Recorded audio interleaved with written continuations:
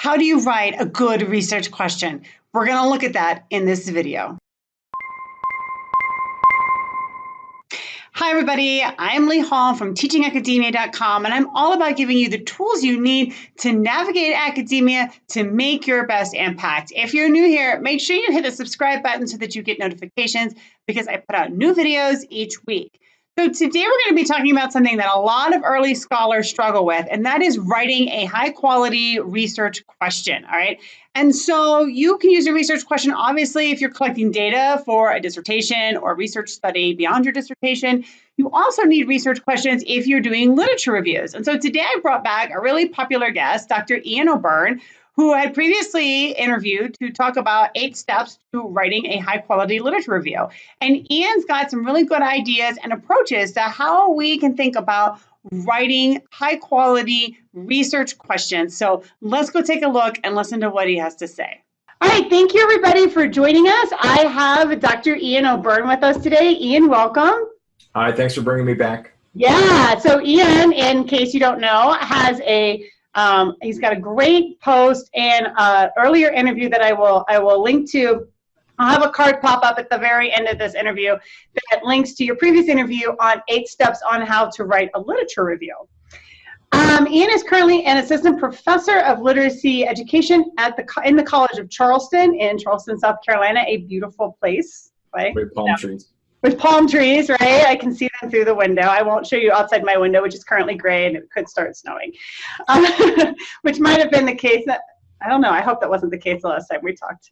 But when we talked last time, we talked about these 8 steps on how you write a good literature review. And one of the aspects of a literature review is writing a good guiding research question. And so today what we're going to be talking about is how you write a good research question. And you've got 4 things for us to think about to help us write these good questions. So I think the first one that we were going to get into is really thinking about what is the purpose of having a good question in the first place. What does that do for you? Absolutely. I think the topics are related because the lit review is exploring and building your background knowledge and making sense of what other people have done and what other people have said and research that's been conducted. And it helps you contextualize and in some instances answer or reform the question. But in terms of questions, like questions are very powerful tools. Questions motivate people. Questions motivate me. As educators, as researchers, questions form a lot of the backbone of our lives. Questions motivated me in my classroom. Questions motivated me to leave my classroom. I was a middle school teacher, a high school teacher, and I was wondering why we couldn't better use technology in our classroom. That led me to my doc program and in my research agenda that's basically been the last 20 years of my life. I'm motivated by questions every day. I think that questions can be, as a teacher or a pre-service teacher, we look at questions as essential questions in our classroom. So when my students walk in my room, or I can have a question up on the board and they know what we're going to focus on that day. In project-based learning frameworks, we look at driving questions and inquiry statements for learners. And as researchers, we look at research questions that basically things that we wonder, things that we want to explore, things that we want to try and explain for other people.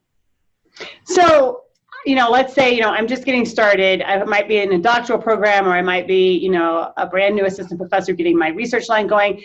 And I've got all these interests, right? Lots of things look good to me. How do I think about getting myself focused so that I can then start developing good research questions? And this is one of the challenges, is that I get excited about questions, and I can be all over the place and scatterbrained about ideas.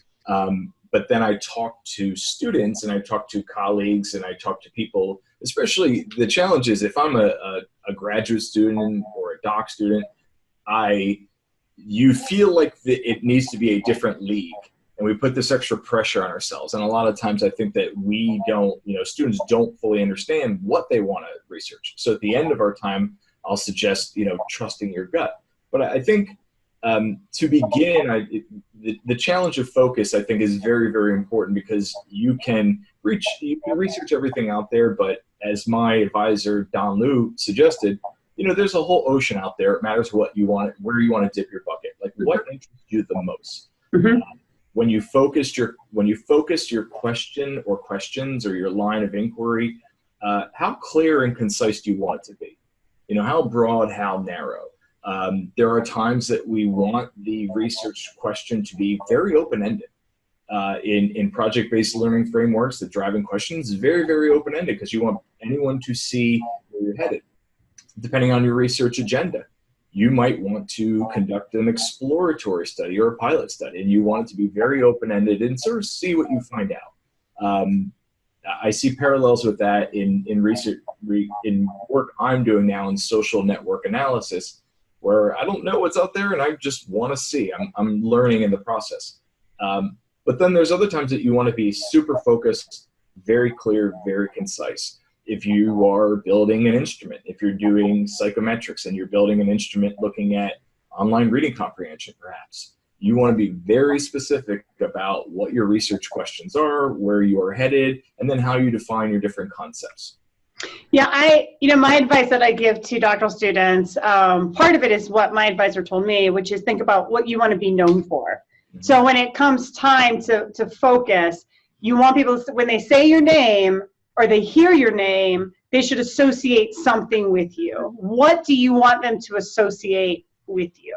And that can help, get you focused a little bit. The other thing I tell doctoral students is there are going to be times, when you're doing a literature review or your dissertation or any research study where you're not going to like it. Like, it's going to be boring, or it's going to have gone on for so long you just want it to end, and it's not ending anytime soon, and it's very hard, and you don't want to do any more revisions or collect any more data. So having that interest, having that very deep interest to whatever your focus is what's going to sustain you. So I think when you think about your focus, think about what's going to sustain you when you just don't want to show up to work that day. You just want it to go away. On that same point, I'll name drop again.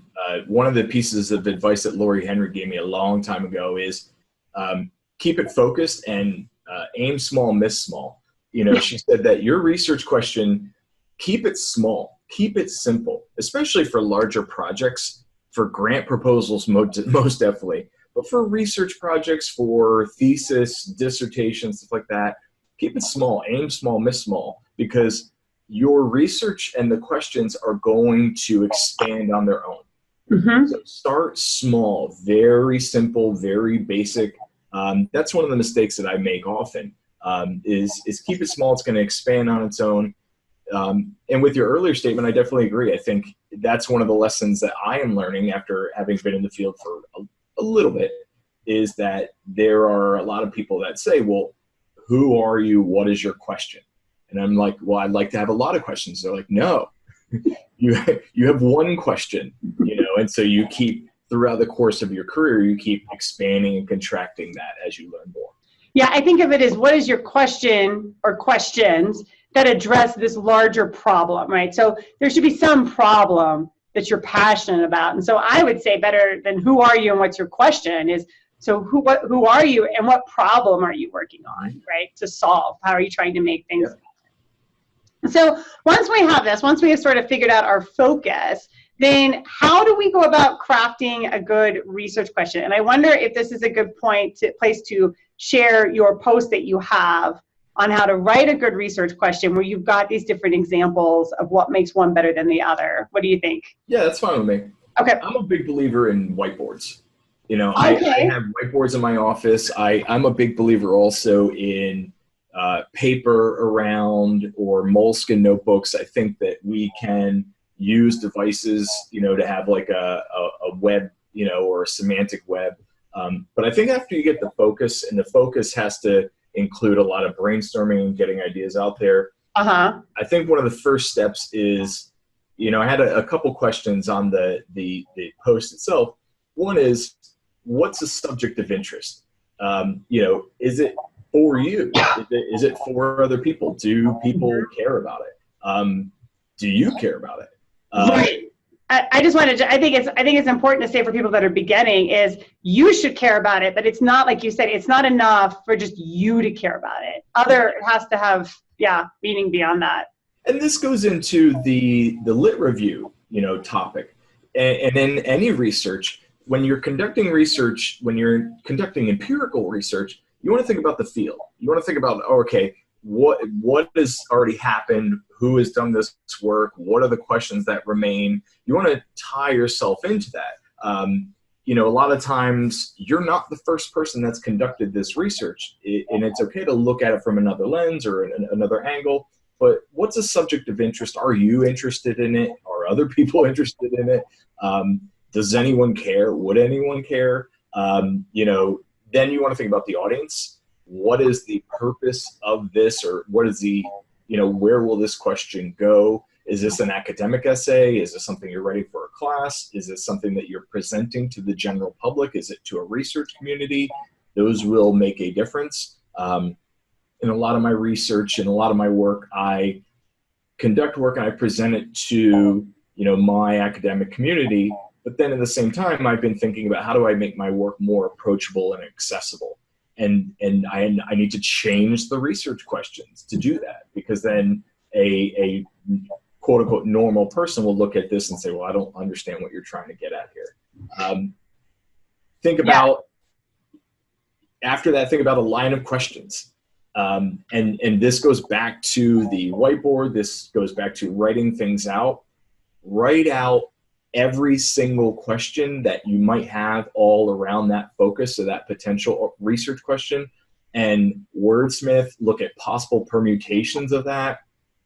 It does make a difference if you flip-flop the words in the sentence. It does make a difference if you go to a thesaurus and you basically swap out words and check different things and open up an online dictionary and look at different ways to describe the same thing and manipulate all of those around. So basically write them all out, brainstorm all of the different questions, all of the different permutations, all the different words, and all of the different inquiry statements, and keep writing it all out. A lot of times I'll do it in a Google Doc and I'll just have word salad, and you keep adding and removing to see what works best for you. I'd also suggest listing all of those out, and it should be a multi-day process. I'm a believer in get something on the paper, print or pixel, doesn't matter. Get something on paper first and come back to it, sleep on it. Take 20 minutes and go back to it different times of the day. Come back with a critical lens. As a researcher especially, you need to develop that sixth sense that that you don't have time to do things, and you have the ability to get that cup of coffee or cup of tea and sit down at the computer and block everything out. I have 2 little kids. I honed that skill. So I've got 20 minutes to get this done, and it's gonna get done. And so you need to be able to, I say, spread it out over a couple days. And the last piece of advice I'd give for the developing a research question is, I've tried in the past sending those questions out to others, to colleagues for review. And in most of my other stuff for open scholarship, open pedagogy, I'll send out documents, we'll work on things together and write together. For research questions, I don't know if that's a good idea. I think for everything else it is. Like I'm all in on open scholarship and I believe in writing together, but for developing those research questions, this goes back to the first part. Does it interest you? And so I think a lot of times if you are trying to sell these research questions to somebody else, you don't trust them. You don't believe in it. You don't see the value.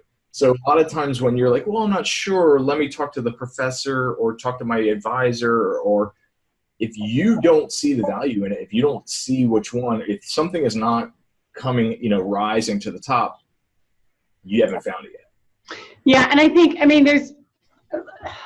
right now, I would not write research questions and send them out to people to evaluate, because I think they're too disconnected. I think if we sat down and could have a conversation about my research questions, and I could talk to you and give you context for it and ask you for your feedback, that could be worth it. But I think as somebody who would be reviewing just research questions, I think just getting some research questions in isolation isn't going to allow that person to really understand where you're coming from or give you good feedback. And then I would say, like, if you're a doctoral student, you probably don't have a choice. You probably have to give your research questions, right, to your advisor, or, like right now I'm teaching a class, and everybody in that class, it doesn't matter if I'm your advisor or not, everybody has to get their literature review question approved by me, because I want to make sure that it's doable, that it's not too big, that it's not, like you have up here, these different versions of a research question, and why they come in and they're wishy-washy. Right. Like it's too vague. You want them to come to you and be like, this is it. And you're like, you need to adjust this. But you would rather they come to you saying, like, I really believe in this, or I have questions, or this one strikes me. I don't know why. Right. And, we shared, I think everybody had to share their research questions in class and get feedback on it, which I think is good if you're early career, right? Especially if you're in a doctoral class, even if your class doesn't let you do this, sort of sitting around and seeing how other people word things and getting some ideas or input on if your question makes sense, it can sometimes be helpful, but I worry that if you're so new to it and you're sitting around with a bunch of other people that are so new to it, that I'm not sure how helpful that feedback would be. So, well, let's couch it this way. I believe in social constructivism. I think that we are active learners. So I think we learn, when we go to research conferences. I leave, excited. And I think that your colleagues that know the field and know your questions and know you should bounce ideas off each other. I think you have better ideas, but you also need to budget in that time, that individual time, that solo time. Yep. Where you work these things out in your own head and trust your gut. Yeah. The thing with that is you have to trust your gut. If you're still wishy-washy and your gut isn't like really telling you something is the way to go, then there's something wrong with your question. Yeah. So I'm going to, link to this in the show notes, but this is a nice post that you have that covers, right, different drafts of research questions. You can sort of see like why they work, why they don't work. And then all the points that you've been talking about, we haven't hit this last one yet, but all the points that you've been talking about are also on here. So people that are interested, that want to read more, they can do that. But do you want to go ahead and hit on this last one about once you've got these questions, the idea that, how do you evaluate your research question? So I think that, you've gone through this process, you've identified the focus, you have some place in your life that you sort of laid everything out, and you sort of, figured out the general question or questions and the focus that you like. I would say at that point, you want to try and identify, you want to evaluate your own work. And it could be a challenge to evaluate our own work. It could be a challenge to figure out what works best for us. When you evaluate your own work, I have a series of questions, the first of which we already started talking about a little bit. Are you interested in this? Are other researchers interested in this? Is this something new? Is this something old that people have been trying to figure out for some time? The second question, the second area, the second way to evaluate your work is this a question that you can actually research? Is this something that you can collect data about, make sense of, and sort of present this information to others? And as you think about the is this researchable, think about the time frame that you have, the resources that you have. Do you have the skill set? Going back to social network analysis, I have a lot of questions and a lot of interest. I don't have the background or the experience yet, so I'm building that up. So with the time frame and everything else, can you actually do this? Is the research question measurable? Is it observable? Is it something that you can go into a classroom and check out? Will the process itself create data that can be supported or contradicted or replicated? Is the research methodology feasible? And this goes back to my social network analysis. Do you have the skill set necessary to get this done? And then following up, is this research question too broad? Is it too narrow? And lastly, do you have any bias? Do you have any perspectives that would limit your ability to conduct this research? Can you remain objective throughout this? Wow. So thank you for laying all that out. I think what it helps people see is it's not just a matter of, I'm interested in X topic, let me scribble out a question or two and then go on about my day. There's really a lot to think through, not just in terms of what you're interested in and how you write a good quality question, but then once you get that question, what does it mean to answer this question? And can you do it? Do you need to bring other people in, to have more of a team to be able to do it? What does this look like? And what is your role and position in this as a researcher, and how is that going to help or hinder your ability to collect the data? So you have provided a ton of good resources here for people to consider. So again, this is Dr. Ian Auburn from the College of Charleston. His video on 8 steps to writing a good literature review is going to be popping up on one of these corners in a minute, so you can click on that and go check that out, because he's got great ideas and really good steps for how to get through a literature review. The how to write a good research question, I don't know if that's the title, but that post that we were showing earlier, I'm going to be linking to that in the show notes. So if you want to read that in more detail, definitely do that. And then finally, if you've got questions or comments about writing research questions, feel free to go down to the comments, leave those there. We're happy to take a look at them, happy to help you, happy to answer them. So again, Ian, thank you so much for being here. No problem at all. Thank you.